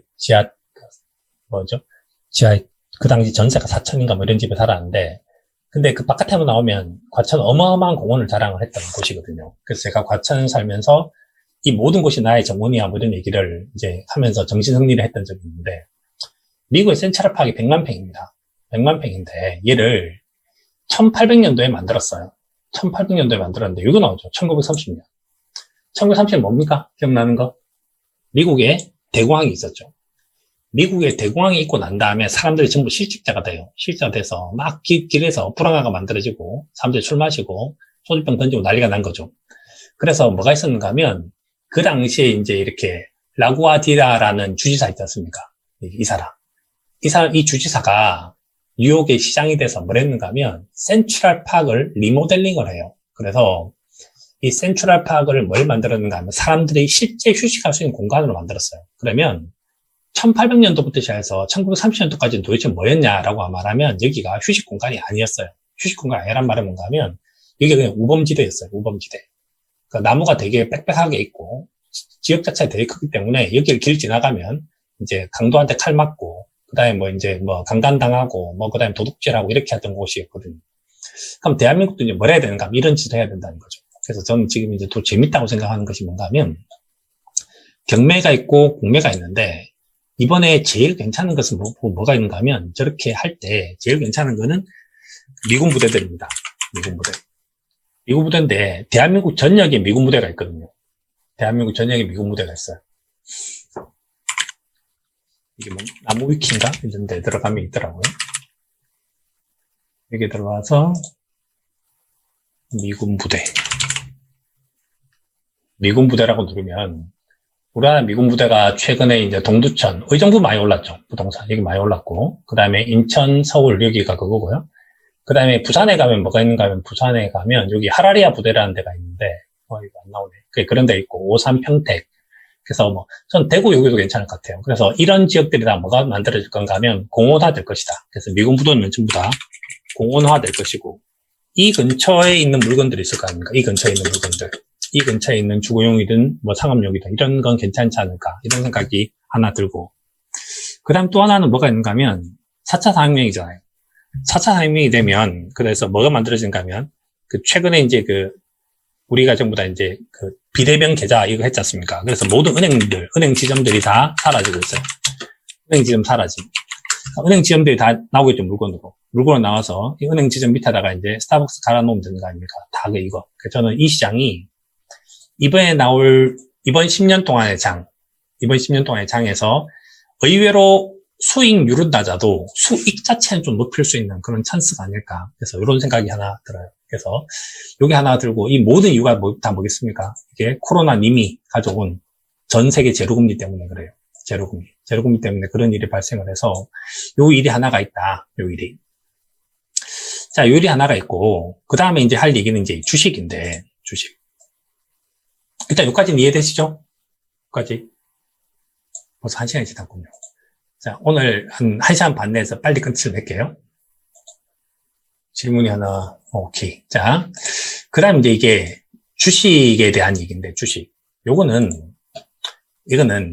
현재 이 주식 시장을 만들어버린 가장 놀라운 것은 패드 모델이라고 하는 걸로 설명을 할 수가 있어요. 그래서 그걸로 설명을 해야 되는데, 이것도 제가 설명을 여러 번 드리긴 했는데 설명을 다시 드려볼게요.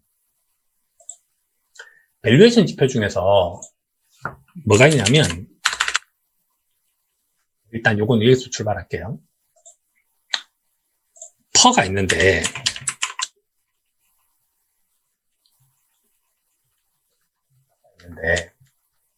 우리가 이제 그 성장주에 대한 밸류에이션 이런 거 빼고 그냥 그 자체 그냥 전체 인덱스만 본다면 S&P를 놓고 본다면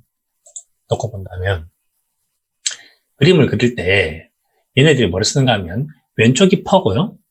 오른쪽이 금리예요. 근데 뭐가 이렇게 반대쪽에 나와 있지 않습니까? 반대쪽에 나와 있는데 왜 이렇게 이제 그림을 그리냐 하면 이래서 그림을 그리는 거죠. 보통 우리가 그러니까 부동산이라는 자산과 금융자산은 사실 약간 별개의 자산이에요. 별개의 자산. 그래서 여기는 뭐 실물자산이라고 얘기를 하죠. 실물자산.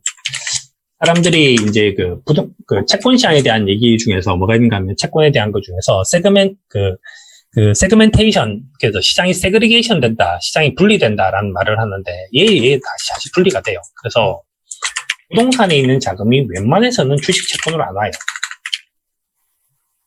부동산의 자산들이 금 같은 데로 잘 가죠. 왜냐하면 좀 비슷해 보이니까 이렇게 비슷한 동네에서 움직이게 되는데, 근데 이 주식하고 채권은 요 두 가지 자산은 거의 같이 움직인다는 겁니다. 같이 움직여서, 여기에도 보면 그림이 이렇게 그림이 그려져 있는데, 주식을 평가를 한 자료는 퍼죠, 퍼.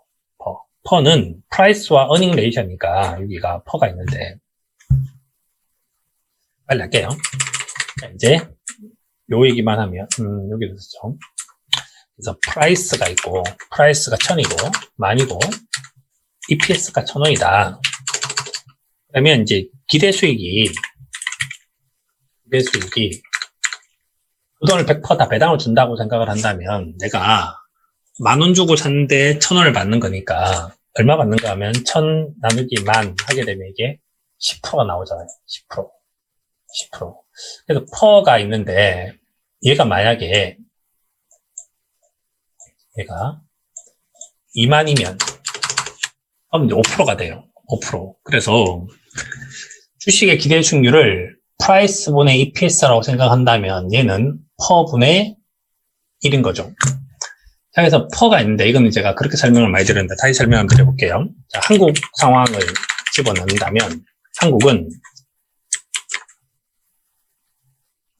1980년대에 채권금리가, 응답하라 1988에 나오죠. 채권금리가 얼마인가 하면 15%였습니다. 15%. 채권금리가 15%죠. 근데 우리나라의 퍼가 몇 배 정도 되는가 하면 퍼가 10배 정도가 넘었어요. 그러면 주식의 기대 수익률은 어떻게 됩니까? 주식 기대 수익률은 퍼가 10이니까 1 나누기 이렇게 하면 10%가 되죠. 10%. 그럼 물어보는 거예요. 야, 너 이 자산 중에서 왔다 갔다 할 건데, 왔다 갔다. 10% 주는 주식 먹을래? 15% 주면 채권 먹을래? 그럼 당연히 채권 사는 거 아닙니까? 채권. 그 다음에 1997년 IMF 때 우리나라 퍼가 8배 떨어져요. 그럼 주식 기대 수익률이 12.5죠. 채권 금리가 그 당시 25%까지 올랐어요. 25%. 그럼 뭐 사야 되겠습니까? 당연히 채권이죠. 채권. 그래서 IMF 때 채권을 샀으면 지금 진짜 따뜻한 거죠. 이때 보험사들이 이 채권 팔아가지고 어마어마하게 많은 손해가 일어났었죠. 그래서 하여튼 그런 일이 있었고, 그런 일이. 자, 근데 그러고 난 다음에 2003년도에 우리나라 금리가 처음으로 5% 떨어져요. 이게 여기죠. 5% 떨어져요. 당시 우리나라 퍼가 또 한 10배쯤 됐죠. 사실 이때 8배쯤 됐어요. 되게 낮았어요. 자, 얘죠. 뭐가 쌉니까? 주식이 싸죠. 정확하게 우리나라가 주식이 채권보다도 상대적으로 싸진 첫 번째가 2003년도 4월이에요. 그래서 이전만 하더라도 사람들이 항상 채권이 샀죠. 그래서 이때는 채권 장기 투자 주식 단기 매매를 했습니다. 그래서 이때 만들어진 펀드가 뭔가 하면, 이때 만들어진 펀드가 그 유명한 스파 펀드죠. 스파 펀드.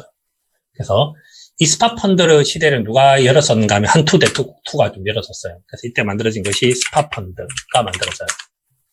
2003년 4월달부터 이런 일이 만들어지기 시작하고, 이때는 뭔가 하면 처음으로 채권은 단기, 주식은 장기가 되기 시작해요. 그래서 주식의 펀드가 정식 투자에 열풍이 불었고, 그 다음에 채권 단기의 가장 대표가 뭐겠습니까? 채권 단기. 그게 그 유명한 CMA죠. CMA. 그러니까 진짜 우리나라의 증권사가 정말 잘할 수 있는 찬스였는데 놓쳤죠. 그리고 2008년도에 어디까지 가는가 하면 다시 우리나라 퍼가 13 정도쯤까지 갔어요. 13 정도쯤까지 갔고, 13. 그 당시 이제 이 금리가 어디 정도까지 가면 6%까지 갔죠. 6%. 그래서 이제 거의 좀 비슷한 수준까지 떨어지게 돼요. 이렇게. 그래서 비슷한 수준까지. 자, 그래서 이제 이렇게 만들었을 때, 이렇게 만들어진 것이 뭔가 하면, Relative Analysis, 상대평가 모델이고, 그 그림이 이 그림이에요.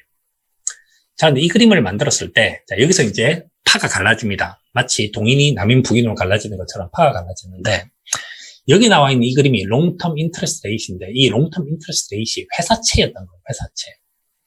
회사채였던 것이 뭔가 하면, 그 유명한 패드 모델입니다. 패드 모델은 주식 가치 평가를 하는 모델인데, 이거 누가 만든가 하면 앨런 그린스팬이 만들었어요. 그린스팬이 그림을 그려서 여기 국채와 미국 주식의 기대 수익률, earning price ratio, 이게 퍼분의 1이죠. 그 두 가지를 분석을 해서 미국이 싸니, 미국이 비싸니 그런 얘기를 했던 거예요. 했는데 여기서 이제 새로운 파가 생깁니다.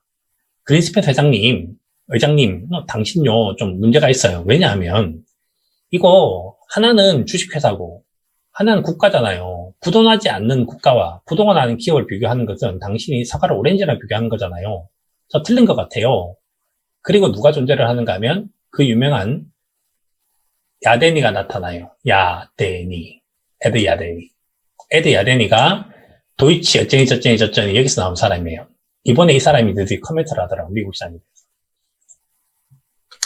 그래서 미국 시장에 대해서 얘가 코멘트를 했어요. 에드 야데니가 코멘트를 했어요.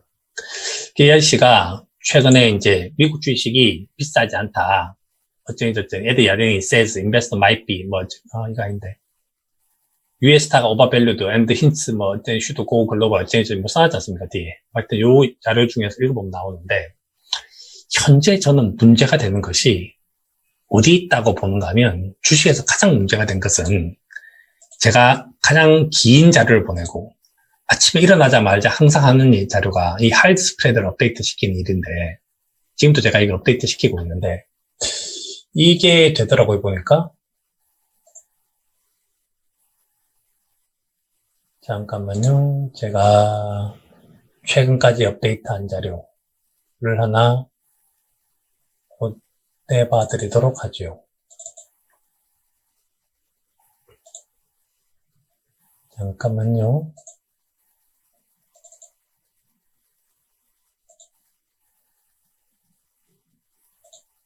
자, 방금 이 파일 한번 열어보시면 뭐가 뜨는가 하면 저 파일을 열어보시면 받으실 수 있죠, 파일. 그죠? 그 파일을 열면 얘가 나와요. 하이드 스프레드. 이게 나오는데 야데니는 AA를 쓰라고 했어요. AA를 쓰라고. 그러면 일단 만든 사람의 의견은 반영시켜줘야 되죠. AA 누르면 이 금리가 역사 이래로 이렇게 낮았던 적이 단 한 번도 없어요. 지금이 정말 또 황당한 사건이 뭐가 있는가 하면 현재까지 역사적으로 이 금리가 이렇게 낮았던 적이 없어요. 모기지 금리가 가장 낮고요. 투자 등급 회사채 금리가 가장 낮아요. 그러면 걔가 낮으면 다른 건 다 걔보다 비싸게 되는 거예요. 자, 보시면 2008년 금융위기 때 이게 7% 넘어갔죠. 7%. 자, 다시 볼까요? 이걸 이제 미국으로 다시 바꿀게요. 미국으로 바꾸면 2008년도에 야데니 모델을 한번 적용시켜보면 2008년도에 자, 2008년도 미국파가 어디까지 갔었냐 하면 2008년도에 미국이 자료 보이시죠? 2008년도가 어디 정도쯤 있었는가? 대충 16배쯤 있었어요. 어디는 자료 나올 텐데, 자료 이따 치고, 하여튼 대충 16배였어요. 그럼 얘가 6%죠, 6%. 근데 그 당시 회사채 금리가 어디 있었냐 하면, 방금 보셨지만, 회사채 금리가 어디 있었냐 하면, 2008년 회사채 금리 어디까지 갔는가 하면, 7과 8 사이, 7.75까지 갔죠. 7.75. 누가 싸냐 하면, 6% 주는 주식을 사시겠습니까? 7.8% 준 채권을 사시겠습니까? 그럼 당연히 채권이 싸다예요. 채권이 싸다. 2020 현재 상태는 뭐가 있는가 하면, 미국의 포워드 퍼가 엄청 올라왔죠. 미국의 포워드 퍼가 엄청 올라와서, 현재 가장 업데이트된 자료, 가장 최근 자료. 아이고, 잘못 눌렀다. 가장 최근 자료를 누르면 미국의 포워드 퍼가 이제 22.45 정도 되죠. 22.45. 얼마인가 하면 여기가 22.45예요. 22.45니까 이렇게 되죠. 자, 근데 회사채 금리가 몇 프로냐? 회사채 금리가. 현재 미국 회사채 금리 1.37이죠. 여기가 2%죠. 그러면 얘가 너무 낮아서 여전히 이게 낮아요. 그럼 지금 제일 문제가 되는 것이 야, 너 주식이 비싸다고 생각하지 않니? 그렇게 생각해요. 그럼 팔아야 되지 않니? 그럼 제가 물어보죠. 그럼 뭐 사라고요? 현금 갖고 있으라고요? 저 현금 갖고 있기 싫어요. 저는 돈 버는 기계를 갖고 싶어요. 그럼 뭐 사야 되잖아요. 그런데 부동산 살까? 걔가 지금 사기가 좀 불편해서 그렇고 유동성이 떨어져서 그렇지 나쁘지 않죠. 주식도 나쁘지 않아요. 근데 이 그림이 왜 제가 이렇게 그림을 그리게 되는가 하면 이 그림을 다시 놓고 봤을 때 전 세계에서 가장 금리가 낮았던 순간이 있어요. 2000년도도 금리가 되게 낮았었거든요. 그래서 보여드릴게요. 2000년도도 금리가 좀 낮았었어요. 그 당시에 금리가. 왜 금리가 낮았었는가 하면 이게 자료가 더 있어야 되는데 그래서 이때 뭐 IT 버블이 불어서 뭔가 하여튼 그렇게 되게 창의적인 일도 하나 있었었고 이게 저 왼쪽으로 가보면 금리가 촉수비에 있었었는데 그래서 금리 수준이 떨어졌고요. 금리 수준이. 그래서 이 일이 발생을 했는데 1989년도에 일본은 전 세계 최초로 금리가 이게 제로금리가 돼요. 이렇게 된 거죠. 제로금리가 됐으니까 이렇게 된 거죠. 그럼 그 사람이 봤을 때 퍼가 일본 어디까지 가는가 하면 500배까지 갔거든요. 오사카 거래소 기준으로. 그럼 여기가 이게 제로금리가 되면 이조차도 싼 거예요. 이조차도. 그래서 일본이 전 세계에서 보기 드문 어마어마한 부동산 버블, 어마어마한 주식 버블. 근데 이 인간들은 이 금리 가도 낮으니까 뭐도 샀는가 하면 예술품도 엄청 많이 샀습니다. 그래서 각종 고흐 작품부터 시작해서 이런 거. 그래서 일본 사람들한테 야, 너 그거 왜 사니? 그러면 우리는 금리가 낮기 때문에 뭐든 다 싸 보인다는 거예요. 뭐든 다 싸 보인다. 근데 현재 제가 제일 신경을 쓰이면서 제일 놀란 부분은 이렇게 모기지 금리가 낮았던 적이 있는가? 이렇게 AA 금리가 낮았던 적이 있는가? 그러면 도대체 뭐가 비싸 보일까? 뭐든지 다 싸 보인다가 저는 재밌는 것 같아요. 파일을 다운 못 받으시는구나. 제가 뭔가 잘못 드린 것 같아요. 다시 드릴게요.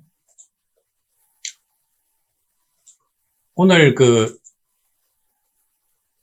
회의에 들어오신 분들한테는 작업한 파일들 있지 않습니까? 그거 FOMC 그런 자료들하고 해서 자료 제가 다 챙겨드릴게요. 걱정하지 마시고. 그렇게 드리는데, 지금 개발해봐 쓰긴 했지만, 그래서 여하튼 이제 지금 현재는 뭐가 만들어졌냐 하면, 채권이 사고를 쳤어요. 채권이 사고를 쳐서, 코로나가 뭘 만들었냐 하면, 이걸 만들어버렸어요. 제가 이전에 그림 그렸던 거 갖고 다시 한번 표현해드리면 이렇습니다. 자, 루트 코어즈가 있죠. 가장 핵심적인 자료가 있죠. 자, 핵이 있고, 멘틀이 있고, 지각이 있고, 건물이 있습니다. 근데 멘틀이 금리죠. 금리고, 여기는 FRB 같은 중앙은행의 금리를 다 포함시키죠. 중앙금리.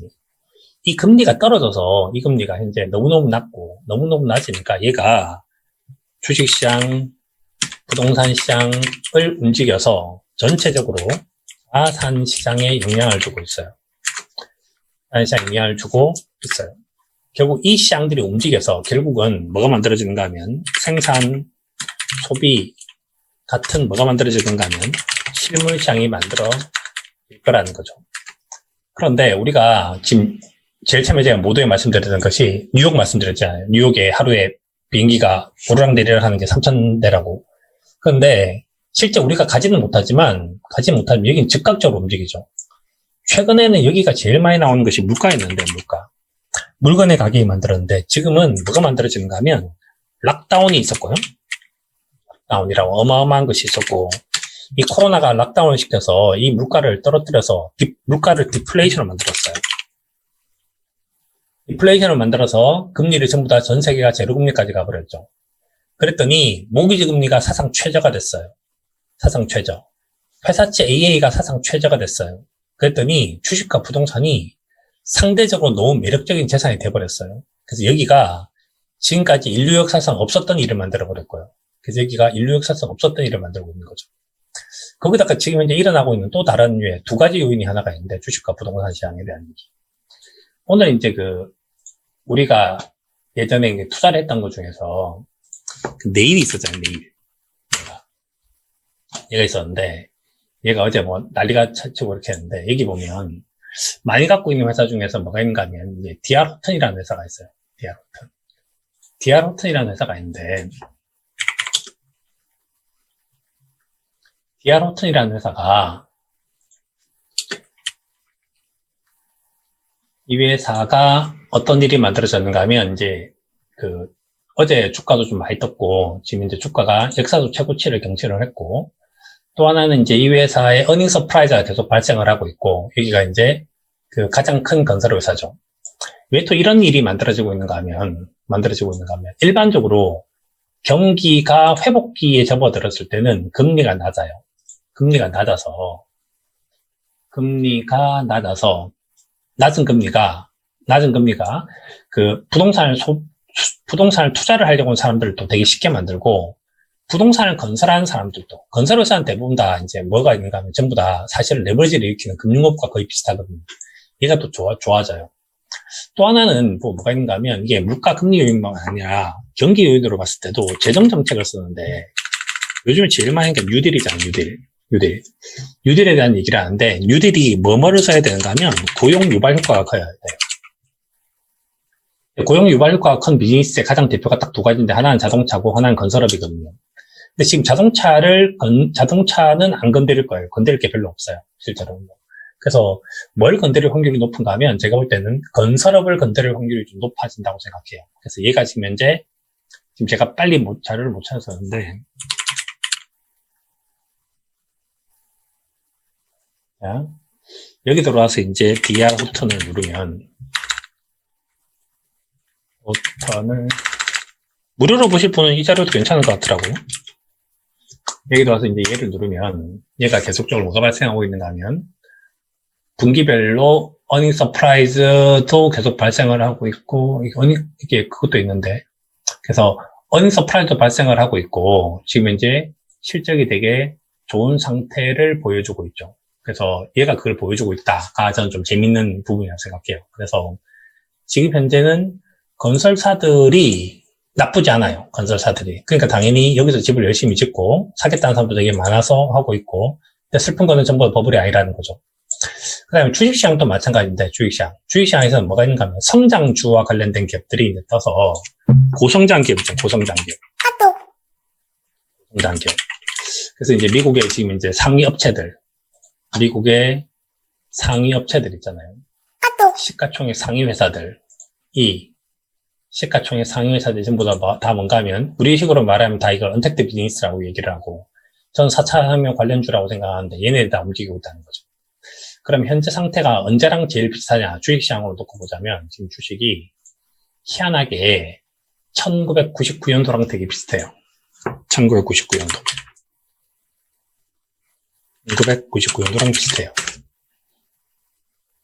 그래서 현재 경제 상태가 누구랑 비슷합니까? 라고 말을 하면, 처음에 코로나가 딱 불었을 때만 하더라도 제가 이게 2003년도가 비슷한가, 비슷한가 이런 얘기를 했습니다. 지금은 여기랑 제일 비슷한 것 같아요. 그래서 산업혁명, IT혁명이 일어났고, 금리가 정말 낮았고, 낮은 금리, 이렇게 불어서 뭘 만들었냐면 이걸 만들어버린 것 같아요. 그래서 이 시장 상황에서 여기가 상상하지 못한 곳으로 가면서 어떤 일이 만들어지는가 하면, 우리가 잘 아는 미래 현금 흐름을 할인을 해야 되는데, 여기서는 부동산 시장도 생산성이 좋아지고 수요가 늘어나고 있고, 그럼 주식시장에서도 고성장 기업들이 탄생을 하고 있고, 그 다음에 금리는 이렇게 낮았던 적이 한 번도 없다. 그럼 이 모든 가격들이 어떻게 가만히 있겠냐. 얘들이 움직일 수밖에 없다.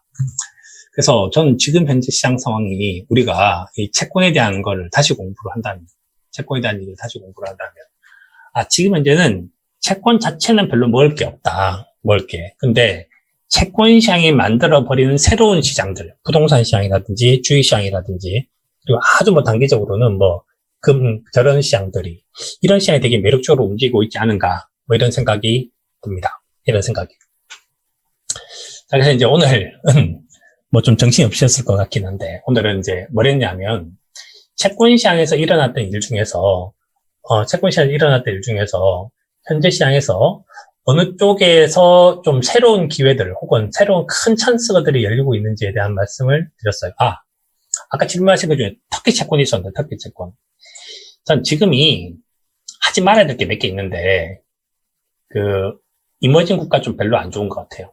왜 이머징 국가 별로 안 좋은가 하면, 자, 지금 현재 전 세계가 양극화가 되게 심하잖아요. 양극화가 심한 거는 전 세계적인 현상이거든요. 전 세계적인 현상인 것은 당연하게도 지금 뭐가 있는가 하면, 이 자산 시장과 실물 시장이 완전히 달라져 버렸잖아요. 이 시장이. 지금 얘가 이까지 안 갔다고, 이렇게. 그러니까 얘와 얘가 따로 논다고요. 그래서 여기 있는 사람들은 돈을 벌었는데 여기 있는 사람들은 하도 못 벌었다고요. 그래서 이 둘이가 되게 짜증나는 거 아닙니까? 어제도 집값 올랐다가 누가 자랑하면 저 친구를 죽여버리고 싶고 이렇게 해갖고 요즘에 동창회도 안 하고 이렇게 돼버리는데, 저희도 지금 동창회 안 하고 이렇게 하거든요. 그래서 여기 두 개 가지면 이제 분리가 돼버리는데, 분리가 되는 되게 묘한 시장 상황이 만들어져 버렸는데, 그러니까 현재 시장 상황에서는 이쪽은 좋은데 이쪽이 안 좋은 것처럼 선진국은 좋은데 이머징이 별로 안 좋고요. 우량 기업들은 좋은데 비우량 기업들은 별로 안 좋아요. 현재 시장 상황이. 그래서 현재 시장 상황에서는 성장주를 사야 되지 가치주를 사면 안 되고, 빠졌다는 이유로 뭘 사면 안 되는데, 지금 이머징 채권도 다 똑같은 상황이라고 생각합니다. 그래서 채권을 뭐 차라리 안 사시는 게 낫지, 채권을 사는데 뭐 탑픽 채권 같은 거 사는 거는 지금 시장 상황이 너무너무 바뀌어져 버렸어요. 자, 그거 하나만 딱 말씀드리고 이제 끝을 내볼게요. 그때는 좋을 뻔했죠. 그때도 이제 사실 그 채권을 사기가 좀 불편했는데, 그럼에도 불구하고 터키 채권이 그 당시에 우리나라 전 세계적으로 봤을 때, 우리 수업했을 때 유일하게 금리 수준이 높아서 금리가 떨어질 룸이 많았던 곳이죠. 터키가 장기채를 산다면 장기 금리가 이제 그 당시에 뭐 물가 어쩌니 해가지고 그 금리가 높아서 2019년도에 우리가 얘기를 했을 때 그때가 20%까지 갔었던 순간이었죠.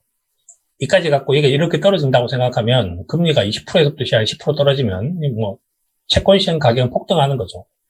폭등하는 건데, 이제 현재 지금 현재 시점에서 보라고 얘기를 하면 별로 좋지 않은 것이, 다시 지금 이제 물가가 다시 이 금리가 올라오는 이유는 왜 올라오는가 하면, 이 나라가 물가가 높아지기 시작하고 있죠. 다시 물가가 이렇게 떨어지기 시작을 하고 있다가, 물가가 25에서부터 시작 떨어지기 시작하다가 물가가 올라서기 시작하는데, 물가가 올라서는 이유가 뭐겠습니까? 지금은 이제 전 세계적으로 교육이 되게 힘들기 때문이죠. 교육이 힘들면 특히 못 산 나라들 같은 경우에는 대부분의 이제 생필품들을 수입을 해와야 되는데 그게 힘들어지는 거죠. 그 다음에 저렇게 이제 물가가 올라버리면 터키 리라와 가치는 떨어지고, 그럼 터키 채권 가치는 당연히 별로 안 좋다. 그래서 사야 될 이유가 별로 없다 정도쯤으로 이제 이해할 수 있을 것 같습니다. 질문하신 것 중에서 이제 내일 비중은 높아야 되나요? 저는 내일 비중을 현재는 높일 필요는 없다고 생각해요. 왜냐하면 지금은 노멀한 수준까지 왔으니까, 그러니까 평균 정도 수준으로 사면 되지 그거 더 많이 살 필요는 없다. 그래서 이게 기억하시겠지만 내일 가격이 한 5달러까지 떨어졌을 때 그때랑 지금은 완전히 다르죠. 그때는 가장 모멘텀이 좋아지기 시작했는데 가장 주가가 많이 빠졌으니까, 주가가 크게 빠졌으니까 샀던 거고, 지금은 그렇지 않고. 이머징 시장에 중국도 포함되나요? 전 중국은 진짜 좀 애매합니다. 중국은 좀 애매하다는 말이 어떠신가 하면, 미국하고 중국하고 경쟁을 하면 당연히 미국이 현재는 압도적으로 이겨요. 압도적으로 이기는데, 중국이란 나라도 그렇게 이제 미국이 아무것도 무시할 수 있는 나라는 아니죠. 좀 재밌는 게, 여기서는 이동순으로 얘기를 한번 해볼게요. 외환보유고 있죠. 외환보유고 1등이 누굽니까? 외환보유고 1등. 우리 잘 아는 거. 외환보유고가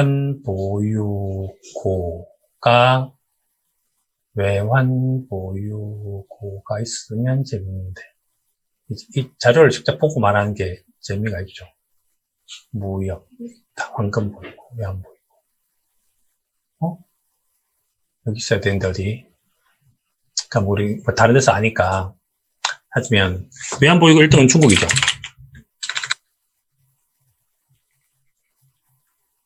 외환보유고 순위를 하면 당연히 1등이 이제 중국이잖아요. 중국, 일본, 스위스 이렇게 한국 여기 있죠. 미국 있습니까? 미국 외환을 보유하고 있지 않죠. 외환을 만들 수 있지 않습니까?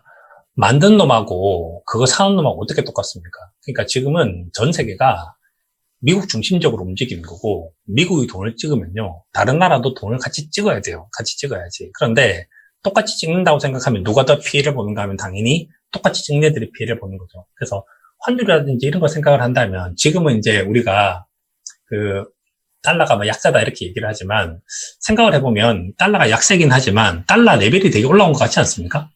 달러 레벨이. 그러니까 뭐 달러 레벨이 한 1,000원대 있다가 1,100원대 있다가 지금은 거의 1,200원 근처에 있는데, 저는 그러니까 우리가 현재처럼 이렇게 경제가 불안정하다고 생각을 한다면, 뭐 굳이 비유로 따지자면 이럴 때일수록 이제 똘똘한 한 채를 사서 웬만하면 서울의 강남에 사람들이 집을 사고 싶은 것처럼 전 세계 금융자산 입장에서 생각을 한다면, 되도록이면 뭘 사야 되는가 하면 미국의 핵심 기업들을 사는 것이 가장 효과적이다 이렇게 볼 수 있겠죠. 그래서 굳이 따지자면 그렇게. 방금 답변이 안 왔네요. 통화 카테고리에 있다. 통화 카테고리에 있다. 통화가 여기 있죠, 그렇죠? 여기가 일단 순서예요. 순서 크기. 뭐가 잘못된다? 뭘 잘못 누른 것 같은데. 하여튼 뭐 그렇습니다. 자, 오늘은 이까지 정도 좀 하고 정리를 하면 될 것 같아요. 그래서 오늘 제가 이제 했던 얘기는 현재 채권에 굳이 투자해야 될 필요가 없다. 왜냐하면 현재는 경기는 지금 현재는 나쁘나 좋아질 확률이 훨씬 더 높고, 왜냐하면 경기 선행지수가 돌았으니까 시간이 지나면 동행지수도 돌 거다. 두 번째는 물가가 올라오고 있는데 그건 전 세계적으로 돈이 풀려서 그렇다. 그래서 물가를 생각한다면 장기채를 사야 될 이유는 확실히 없다. 그래서 해지 차원에서 사야 되냐? 그렇게 살 필요도 없다. 근데 경기와 물가가 둘 다 상승한다고 해도 부도 위험이 떨어지면 떨어질 수 있는데, 그래서 굳이 찾는다면 우량채라든지 하이힐드 정도 좀 생각할 수 있을 것 같아. 근데 전체적으로는 제가 볼 때는 비중이 높아야 될 이유가 없어 보여요. 그 다음에 이 금리가 떨어지기 시작해서 모기지 금리가 사상 최저가 되면서 전 세계, 그 다음에 서울도 다 집값이 올랐고, 집값도. 이 중에서는 프라이스 인컴 레이셔에 영향을 안 받는 사람들, 그래서 고소득자들이라든지 이런 데가 당연히 괜찮고, 미국도 당연히 거기가 괜찮다. 근데 우리가 이제 여기에 투자할 수 있는 방법이 뭐가 있는가 하면, 여기서부터 시작해서 갑자기 쇼크를 받아서 죽어가는 사람들이 존재를 해서 경매나 공매 같은 데서도 기회가 한번 만들어질 수 있다. 그 다음에 미국이라든지 이런 부동산 시장을 생각한다면 뉴딜 정책 같은 걸 써서 건설업은 부동산 좀 더 많이 보유해야 되는데, 왜냐하면 여기는 어디도 지금 이제 부동산의 버블이라는 증거 자료가 하나도 없어요. 증거 자료가 없어서 뭐 그런 종목도 괜찮을 수 있어서 그런 종목들은 현재 경기 사이클하고도 같이 맞다. 그 다음에 이제 전 세계적으로 가장 떨어진 이 금리가 뭘 만들었는가 하면 주가의 펄을 아직까지도 저평가된 것처럼 보이게 만들고 있다. 그래서 과거와 똑같이 비교를 하는 것이 아니라, 그래서 예전의 퍼와 지금의 퍼를 비교하는 것이 아니라 그 당시 채권금리와 그 당시 주식퍼, 그 다음에 지금 현재 채권금리와 그 다음 현재 주식퍼 이렇게 비교를 한다면 좀 다른 부분도 있을 것 같아요. 코인이 좋은 투자 대상이냐? 이 정말 되게 재밌는 질문인데, 저 사실 비트코인 사긴 샀거든요. 사긴 샀는데, 사서 가격이 좀 올랐어요. 가격이 올라서 무료 수익률이 20%가 발생했어요. 20%가 발생했는데, 제가 비트코인 얼마나 샀나 하면, 제가 처음으로 이제 계좌 열고 뭐 이렇게 해갖고 이제 최근에 한 친구한테 도움을 받아서 10,000원치 샀거든요. 그래서 20% 올랐으니까 2,000원 번 거예요. 근데 제가 이제 그거를 지금 현재는 왜 제가 생각을 하고 있는가 하면, 되게 천재 같은 애들이 존재를 해서 지금 같은 혁명기에 뭐가 존재를 하는가 하면, 새로운 제도들이 정말 많이 만들어지고, 새로운 상품들이 만들어지고, 새로운 서비스가 만들어지는데, 사실 2008년 금융위기 때 가장 놀라웠던 거는 코딩을 한 것이 화폐가 될 수 있다는 생각을 했던 사토시 나카모토라는 애가 있었지 않습니까? 그래서 그 친구가 비트코인을 만들어서 비트코인을 가지고 사람들이 거래할 수 있는 걸 만들어냈어요. 근데 지금 현재는 그런 식의 시도를 하는 사람들이 생기기 시작하고 있습니다. 그래서 무인 자동차가 만들어지고 이렇게 하는 것처럼 뭔가 새로운 화폐 시스템을 만들어내긴 하겠죠. 하는데 이제 걔가 과연 비트코인이 될 거냐? 저는 그건 잘 모르겠어요. 그래서 지금 현재 성장에 대한 가장 큰 기회가 있는 것 같은데, 저는 예전에 이제 그런 생각을 했었습니다. 그래서 지금 이제 돌이켜 생각해보면 1997년도, 1998년도에 대한민국의 네이버, 엠파스, 라이코스, 그 다음에 이제 천리안, 유니텔 이런 회사가 만들어졌는데, 그 당시에 가장 좋은 투자 방법은 모든 주식들을 전부 n분의 1로 사는 거였겠죠. 그리고 시간이 지나간 다음에 다 죽었지 않습니까? 시간이 지나간 다음에 마켓 시야가 좀 더 커지기 시작해서 네이버 마켓시아가 30%를 돌파하는 그 순간은 네이버를 갖고 끝까지 버텼어야 되는 거겠죠. 그럼 지금 현재 예를 들어서 그 크립토 커런시 같은 경우는 어느 정도쯤 수준에 있을까 하면 저는 누가 될지 모른다에 있고 누가 될지 모른다. 더 위험한 건 뭔가 하면 정부가 빼앗아 버릴 수도 있어요. 정부가 전 세계 GDP 1%까지 됐을 때가 비트코인 가격이 2,500만 원이었는데 거기서부터는 굉장히 많이 제어를 했죠. 우리나라보다 훨씬 더 미국이 제어를 많이 했고 결국은 비트코인 가격이 폭락을 해버렸습니다. 근데 지금은 뭐 시가총액이 차지한 수준이 그거보다 크지 않아서 뭐 저는 지금은 이제 봐준 수준이겠지만 이거보다 다시 커진다면 다시 전 세계 GDP 1%까지 그 암호화폐 전체 시가총액이 올라온다면 그때는 빼앗지 않을까라는 생각을 좀 해요. 그래서 뭐 저는 이제 그 디지털 화폐와 관련한 기업은 투자를 하고 싶은 생각이 드는데 그 디지털 화폐 자체는 잘 모르겠습니다. 우리나라 시장의 주택 공급 기조와 관련해서 주택 공급량이 느린다. 그러니까 주택 공급량이 문제가 되는 것이 안 늘어나요. 그러니까 주택 공급량이 늘어나려고 하면 누가 만들어야 되는가? 진이가 만들어야 되거든요. 오늘 만들었는데 내일 딱 되면 만들어져 있으면 돼요. 근데 부동산을 만들어지는 데까지 시간이 굉장히 많이 걸리죠. 시간이 굉장히 많이 걸리고 그것들 다 반영을 할 거기 때문에 저는 좀 시차가 있을 거라고 봅니다. 고용 유발 효과를 생각을 하는데 전 저 부분에 대한 얘기는 그거 같아요. 그러니까 현재 미국도 마찬가지인데 미국도 지금 이제 그 자영업자들이 다 무너졌지 않습니까? 무너졌는데 그 사람들이 뭐라고 살아야 되는가? 우리나라식으로 말을 하면 우리는 이렇게 얘기하잖아요. 너 뭐 하냐 그러면 나 요즘 너무 힘들어. 노가다 뛰어. 노가다를 해줘야 되는 노가다. 왜냐하면 그게 고용 유발 효과가 큰데 그렇게 일하는 사람들한테 기업들이 돈을 줄 때 보조금을 주는 방식으로 해서 기회를 당길 수 있는 거죠. 그래서 그렇게 생각하는 것들은 부동산 시장을 약간 안정화시키는 것도 있고 그래서 나쁘지 않다고 생각해요. 그래서 자동차를 현재 건드릴 수 없는 거는 자동차는 기존의 방식대로 대부분이 자동차가 만들어지는데 지금 현재 그 무인차로 가거나 뭐 안 그러면 에너지 관련된 ESQ 뭐 이런 얘기를 하는데 그쪽 비즈니스는 좀 적지 않을까 하는 생각이 들어서 저는 자동차는 아직 모르겠는데 건설은 확실히 이제 뭔가 이제 엣지가 있죠. 그쪽은 좀 있지 않을까 하는 생각이 듭니다. 왜냐하면 지금 캘리포니아 칩이 무지하게 많이 부족하거든요. 무지하게 많이 부족해요. 자, 이제 9시 2분인데 재미삼아 딱 하나만 보여드릴게요. 제가 자유도 이제 시애틀 가서 깜짝 놀랐는데 시애틀 가보면 뭐가 있는가 하면 스피어스가 있어요.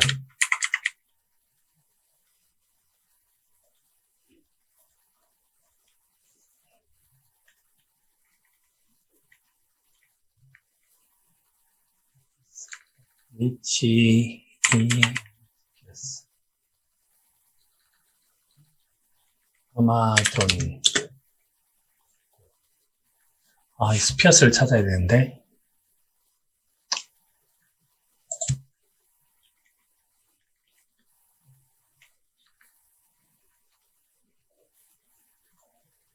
방금 나왔었는데, 스피어스.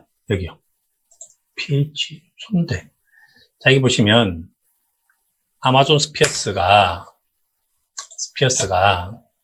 여기 있거든요,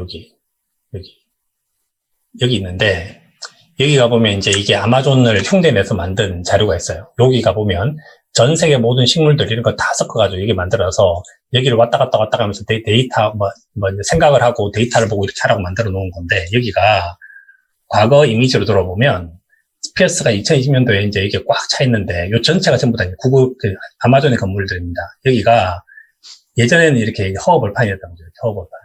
땡볕에 주차장 같은 곳이었던 거죠.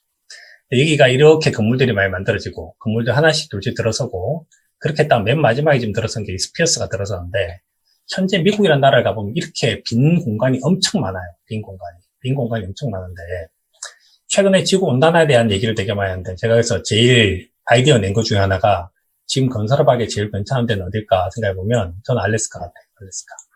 여기가, 뭐가 있는가, 아마존 입장이라든지, 이제 다른 회사 입장에서 봤을 때는 중국에 예를 들어서 아마존 물건 배달할 때, 여기 출발하면 제일 괜찮죠. 왜냐면 여기 공항이 있잖아요, 공항.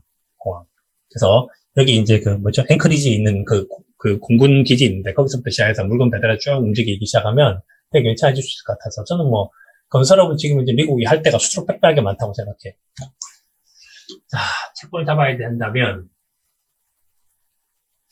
저는 생각하는데, 듀레이션 짧은 개별 회사채 선택하는 것들은 별로 매력적이지 않습니다. 왜 매력적이지 않은가 하면, 사서 먹잘 것도 없고, 두 번째는 그거 사기는 쉬운데 팔기가 정말 힘들어요.